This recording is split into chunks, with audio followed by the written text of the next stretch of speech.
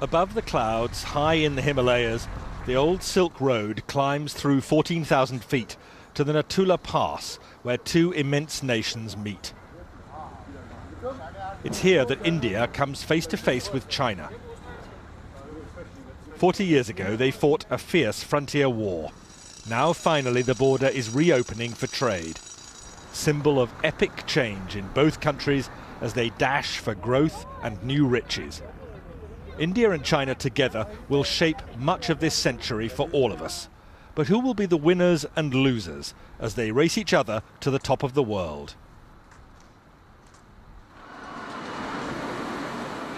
I'm setting off on a journey through China and India to watch the race unfold.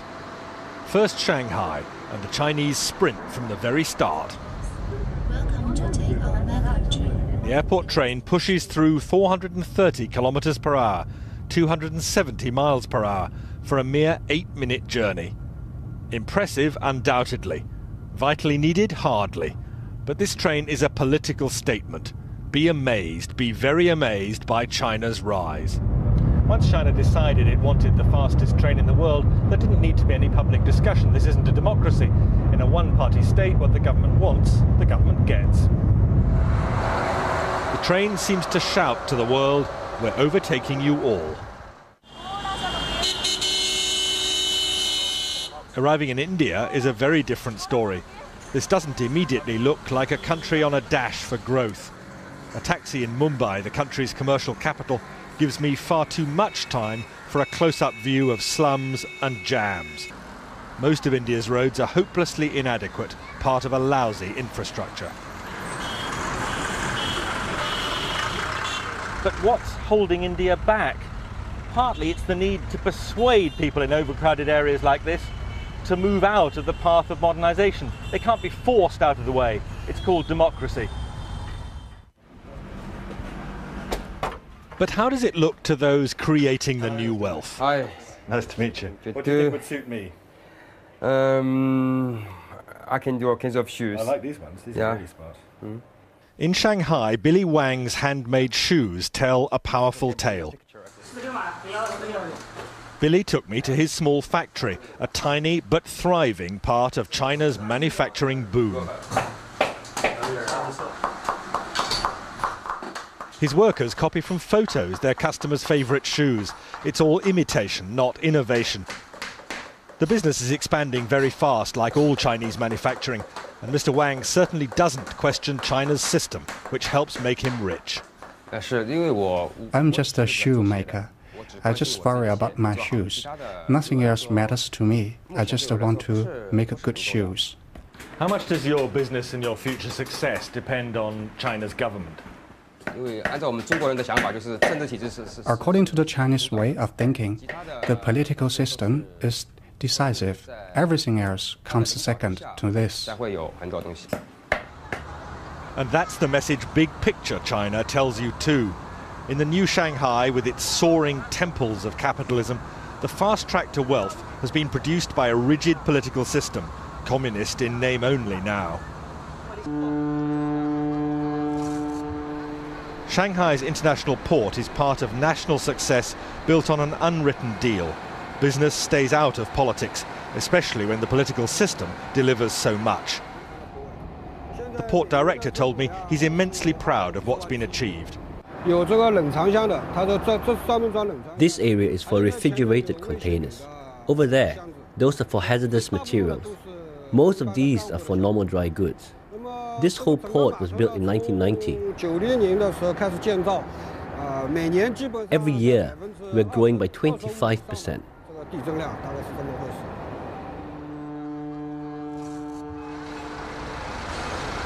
More than that, it's largely one-way traffic here.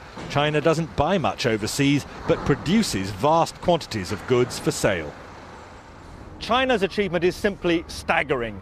Single-minded, one-party government making clear decisions which mean that China dominates the export world. It's staggering to watch this. Containers coming on and off ships simultaneously, most of them coming into China empty, most of them going out crammed with Chinese exports. This isn't something that should worry just India. It worries economies across the world. A huge trade imbalance. Basically, we have a lot of construction going on right now just before the monsoons. But in India, young risk-takers are not dismayed by China's success. The story of Tarun Tadani in Mumbai is typical. All our designs are basically finalized. Tarun is a man in a hurry to share in India's consumer boom, happening now. Tarun, still only 22, cut short studies in America to create this fashion accessories business. And the emphasis here in his design room, unlike China, is on innovation, not imitation. Here is all our new production. Next door in the workshop, a small team churns out low-cost fashion accessories for eager buyers among India's spreading middle class. Tarun insists India's cheap labour, combined with superior design skills, make a winning formula. We never copy directly. We spend so much time, consistently trying to make new products, new designs, new things out there, finding new trends, just keep developing in new styles. So is this an exciting time to be doing business in India? It's an exciting time because you can see things happening, India is moving very fast, but it's like a boat. But if we can sail or we can even sink. I can't speak for the future, but I can definitely say it is definitely bright. It's a good path, and I think we are on the right track. And big picture India? Well, that stress on skills drives heavy industry too. Here at Mukand Steel, they can't compete with China's bulk bog standard production. Instead, they make only high-value specialist steels, meeting Europe's most exacting standards. I'll tell you, life does not get hotter than this. At the heart of a steelworks in India, midsummer, it's almost unbearable. But the Indians are justifiably proud of what they're doing here, not just competing with huge producers like China with a massive output of bulk commodity steel, but here making some of the world's finest high-grade steel, competing with anything that can be produced in other parts of the industrialized world. Most of this steel meets India's enormous demands, but also goes for export. This is an area of heavy industry where India sees opportunities for massive growth over the next 10 or 15 years, and where the Indians are convinced they have a huge edge over China. Outside, away from the intense heat, I hear some fighting talk from the marketing director. India can catch up and then overtake China. And I don't think China can sustain this kind of high growth rate here for next 3 to 5 years. Is India While India's growth rate for last year was 8.5% GDP, the current year has begun with 9.5% in first 2 months. And I think as we go along, we see acceleration of the growth rate as all the industry segments are growing simultaneously. So we expect at least to close up the gap between China and India in next 3 to 5 years.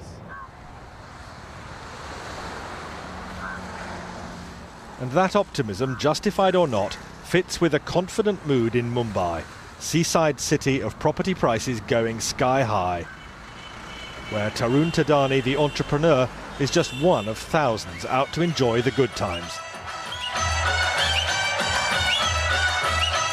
You can see more of India's potential strengths at the cinema too.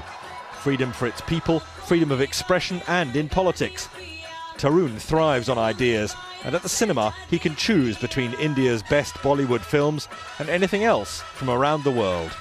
Could democracy prove a winner?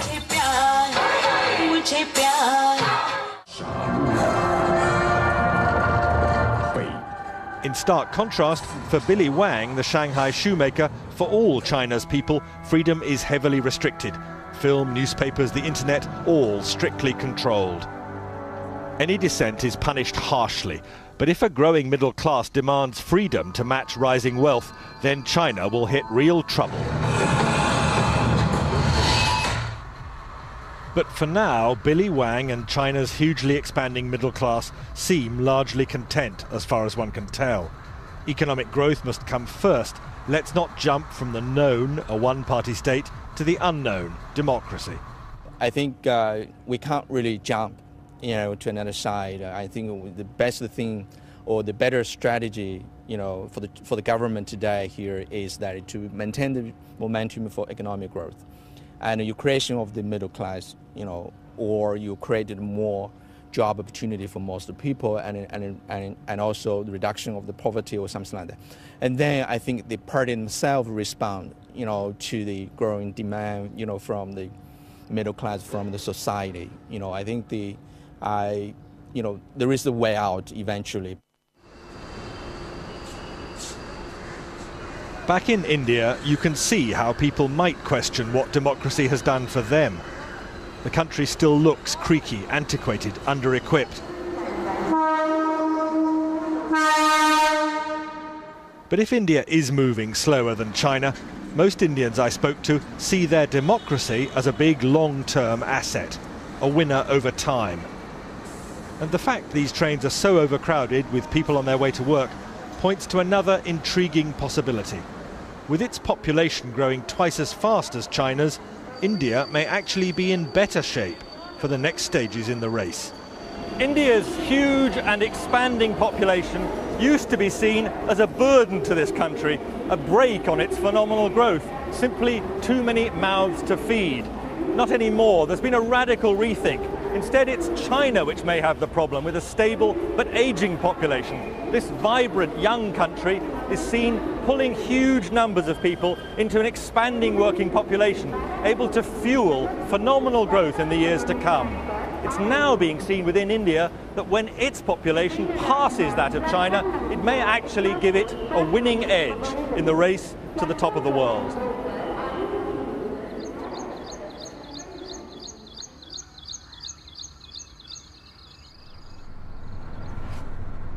Leaving the cities of India and China behind, I'm travelling into the countryside to see how the race to the top of the world looks in the vast interior of each country. It's here that the majority of both India and China's people struggle to survive off the land. As the two countries compete for future dominance of the world economy, both face huge challenges to ensure the hundreds of millions of people in their rural population are not left out of the growing prosperity.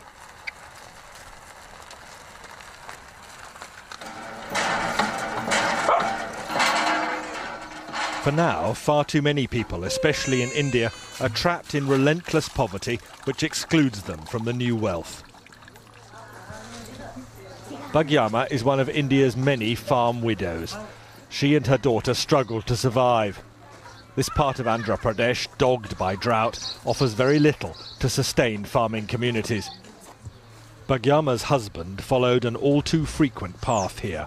He drank pesticide to escape crop failure. He couldn't pay his debts. He didn't know what to do. That's why he killed himself. I'm so desperate. We may end up doing the same.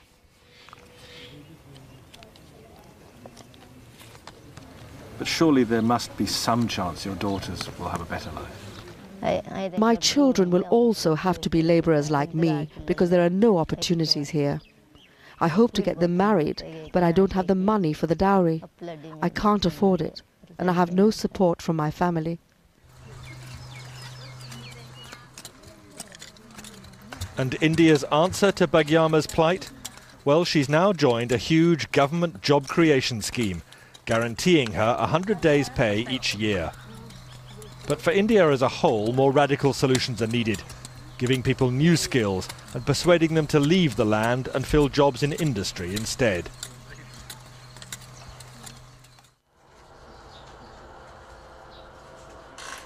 China has pursued that path with much greater vigour.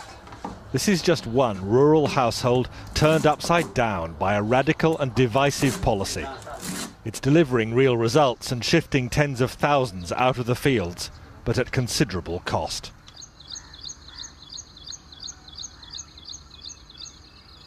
Tsai Jin-fu has only a few days left to work his land. The Chinese authorities are taking it to make way for a new factory. He and his wife took me to the edge of his fields where rubble is all that remains of their neighbours' homes. This whole village is being destroyed, like so many others across China. But Mr. Tsai says he's willing to move with the compensation they've been offered. I will miss the land, of course. Without the land to farm, I will just have to give up farming and enjoy life. But other farmers are angry. This man saw us filming and came over to pour out his resentment, well aware public protest in China is risky. We're all unhappy, he told me. What's there to be happy about? They gave us a much smaller place and very little money. But nothing stops the demolitions. China's government is convinced industrialization must go ahead, even at the risk of rural revolt. You can actually watch as China's growing number of factories push deeper and deeper into the countryside. It can feel as if this country is one vast building site being torn down and rebuilt. This is just one of countless farm villages which has been razed to the ground. All the farmers and their families pushed, willingly or unwillingly, off the land to join the growing army of the urban working population. It's difficult to know how they feel about it. Very few speak out openly. But you get a very strong sense of the anger and resentment from the figures that, extraordinarily, the Chinese authorities themselves have published. Last year alone, they recorded some 87,000 incidents of protest, unrest, disturbance. That's more than 1,600 a week. So there's no question of the anger and bitterness that's been caused, but there's no question also of the fact that China's rural face has been changed forever. The time has come. Mr. and Mrs. Tsai and their grandson are about to move into their new government-provided home, now almost complete. The 19-year-old is excited by the transformation of China, the future possibilities opening up for him. Life for my father and the grandfather's generations can be described in just one word: hard. My generation are going to study and learn skills, then we can get easier jobs.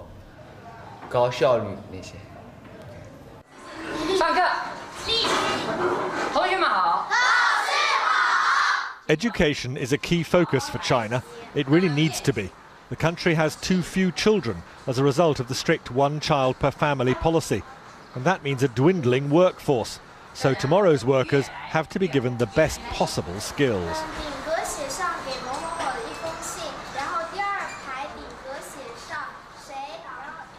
I can't pretend to be able to follow this lesson, but what I have learnt from both China and from India is that education is the key to their future greatness. Many of the children here from local villages are getting off to a flying start with better resources than in India. But for China to stay ahead, education still has to be improved at every level, from primary through secondary and beyond. Sing, cry, louder, louder. And China is struggling against another handicap: the urgent need to learn English, today's global language. The method may seem bizarre, but it's hard not to admire the sense of a whole nation slogging to get to the top of the world.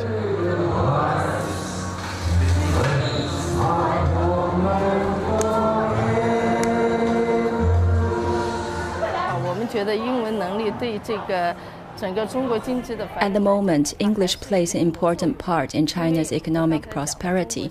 It is the basic tool for international communication. As we improve our English skills, China will be able to interact with the rest of the world even more.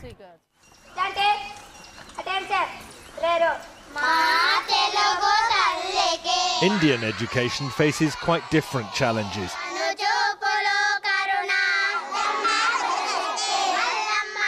The absolute priority in the villages here is fighting poverty.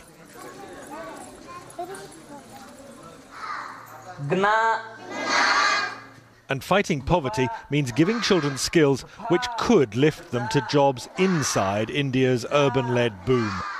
An escape route from very low wages working the land. What would you spend it on? As it is, the headmaster sometimes despairs at the risk of perpetual poverty here. Because uneducated parents, they are not sending their children properly to the school. Absentees, their children absentees, they are At least continuously, nearly 10 to 15 days they are absenting. By that way, they will not understand lessons properly. But if they get better educated, will that give them a different chance in life than their parents? I mean, is the future for them better? Definitely, sir. Definitely. Now look at this. Still India, but the contrast could hardly be more extreme. This is the breath-catching campus in Bangalore of Infosys, India's own homegrown software giant, and a major contributor to India's explosive growth. We have a faculty of 180 people who are faculties in computer science. This is possibly the largest computer science faculty anywhere in the world. Mohandas Pai, Infosys director, is showing me a vision of India's future. And the biggest emphasis of all here, no question, it's on teaching. Taking the highest achievers among India's college leavers to even greater heights. They see no limits to the country's future or their own. I want to leave a mark. I'm looking at making a difference somewhere down the line. It's not like everything is already done. So there's so much that's yet to be discovered, that's yet to be tapped. So that way, there's a lot of scope to make a difference. Is this an exciting time to be living in India? Definitely. I think this is the best time. There's never been a better time here. All that enthusiasm Mr. Pai shares, but he's also realistic. India is being outrun by China. His hope, India can catch up. But the fact remains, China has lifted the largest number of people out of poverty in the shortest possible of time. There is no parallel in human history to what China has done. There will be no parallel in human history to what India has done. Because these two countries don't fit in with the notion of the rest of the world. They are 40% of the world. And if 40% of the world does well, the balance 60% will naturally do very well. So, for both India and China, in their race to the top of the world, the heights of achievement seem to beckon. And for me, at the end of this journey, there's no better place than the Natula Pass in the Himalayas, where the two countries meet to try to glimpse their future. With China and India face to face, we can look into the future, but we can't see it clearly. What we can be certain of is this, that both these great countries are building and building fast. The changes in their economies are going to change the lives of 1 billion people in India, more than 1 billion people in China. But far more profound than that, the world order is going to be transformed. We may see a time when the United States goes into at least partial eclipse. The giants of Asia are on the move and on the rise.